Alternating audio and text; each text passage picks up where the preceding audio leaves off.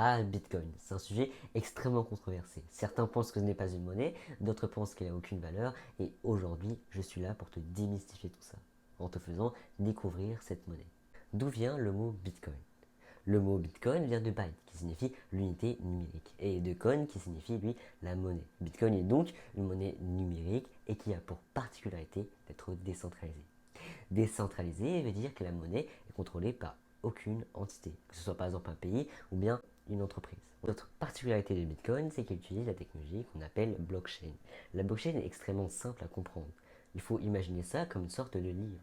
Un livre lisable par tout le monde, auquel tout le monde peut vérifier ce qui a été écrit. Mais pour pouvoir écrire, il est difficile. Et donc, il faut pouvoir fournir une certaine énergie pour pouvoir atteindre sa plume.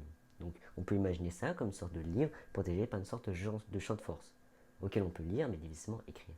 C'est ça, le blockchain. Bitcoin a été créé en 2008 par Satoshi Nakamoto et un groupe de personnes nommés les cypherpunks, qui sont donc des cryptographes qui sont très à cheval sur la notion de vie privée, et donc de liberté. L'idée du Bitcoin avait l'air très simple, mais son concept extrêmement compliqué. Comment créer une monnaie numérique respectant le droit fondamental qui est la vie privée, bafouée à l'heure d'Internet et fonctionnant donc sans tiers de confiance. Donc sans banque ou bien sans le marché financier et ses dérives. Et c'était ça l'idée de Bitcoin. 21 millions. Voici le nombre maximum de Bitcoin, ce qui lui confère une énorme rareté, à l'image de celle de l'or. Mais la question que doit sûrement poser, c'est comment fait-on pour créer de nouveaux bitcoins? Eh bien, c'est assez simple. Il se fait par la sécurisation du réseau, par les mineurs qui donc vérifient les transactions du réseau, et ce via les grands ordinateurs pour pouvoir permettre le fonctionnement du réseau. Et donc, cela génère des bitcoins. Ce qui fait donc qu'aujourd'hui, nous sommes qu'à 19 millions de bitcoins. Et donc, ce chiffre augmente au fur et à mesure du temps pour pouvoir atteindre enfin le seuil maximum de 21 millions. Ce qui fait aussi sa rareté, c'est le fait qu'il n'est impossible d'avoir le Bitcoin autrement qu'en minant. Et cette faculté d'avoir un nombre limité le rend unique, et ce comparé aux autres monnaies telles que l'euro ou le dollar, qui eux donc a un nombre qui est non limité. Par exemple, on peut imprimer des milliards de dollars. L'utilité. Quelle est son utilité? C'est bien beau de parler donc de son histoire, de sa technologie et de quoi il signifie, mais quelle est son utilité?